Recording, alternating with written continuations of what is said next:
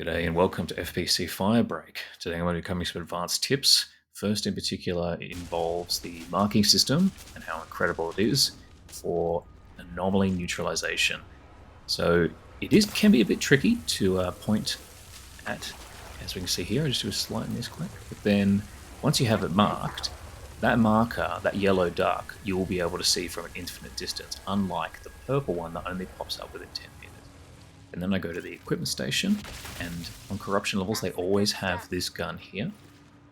And then we can go on over. It was nice enough to toddle on over for me and get rid of it. But don't forget to loot. Now, the threat level depends on how many of these things drop. So easy will be 1, normal will be 2, hard will be 3, and the hardest level extreme will drop 4. I'll pop it down and mark it. So again, me and my allies can see where it is from a distance, just in case we need it. Now, there are a few things about the shower that I absolutely love, where if you look up the top of the shower, you can actually see the water tank and what level it currently is at. It's like there. So it actually started the level quite low. Now, I've done some rather extensive testing with this water kit, and you can't actually refill it, unfortunately.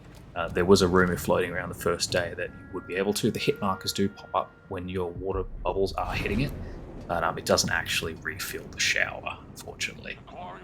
However, if there is a way to do that, I'd love to know. Please leave comments. Whenever I'm playing with the water kit, I always do the upgraded skill for making so manual repairing is much faster. I mean, that was unbelievably fast. How quickly I was able to do that. Purely because the other two kits have a dedicated tool for fixing and charging. However, the water kit plays a pseudo support role that I think is more suited. It's more suitable for this skill, where it's able to excel in whatever they need to do. They can jump in there just quickly. Again, that was so fast. Whenever I'm playing as the water kit, I'll kind of run around and just do the odd jobs and things, maybe reconnecting power and stuff. And once I find this equipment station, and I do have that anomaly marked, it's about 80 meters away, I think, at this stage.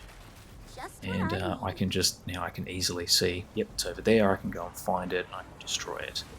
And some of them are trickier than others, admittedly, to destroy. The stapler is notorious for teleporting the most.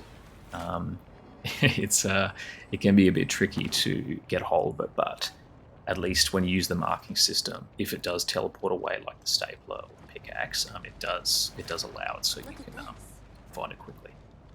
Good practice here. Pop that next to the door that we're going to go into next, so the teammates and I can use that if it normally pops up.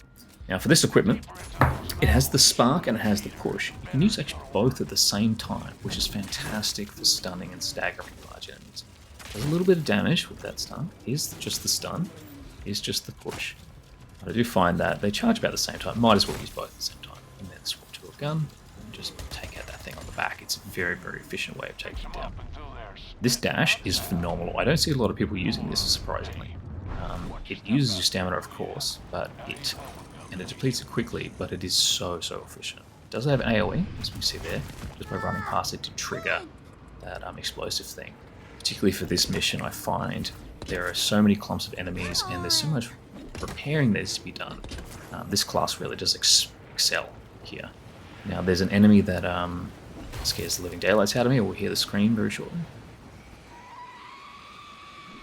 There it is. It's terrifying, and I get annihilated by this thing. But I did mark it, and that's where the marking system really comes in clutch for this enemy in particular. It's because even though it moves around really, really quickly, you and your teammates will be able to see it as long as one person has it marked. I try sidestepping here a bit to dodge it. Doesn't work, unfortunately. When it comes back again, I try sprinting out of the way, sideways, to try and dodge it.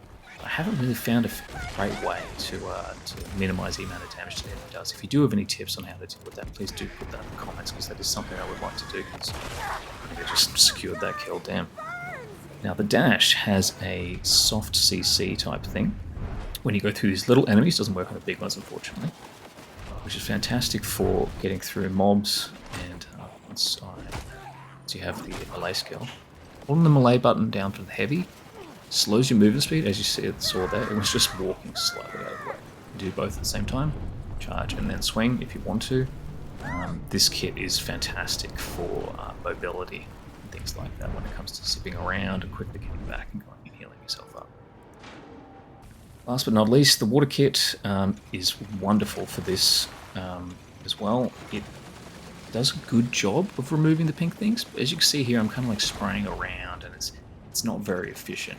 There is a very, very efficient way of doing it, where if you just point in the direct center of the turbine that you want to clean, and then just charge it, boom, boom, boom, and then the whole thing's done. Lovely. Well, thank you very much for watching. If you have any other tips, please do leave them in the comments because I'd absolutely love to use them.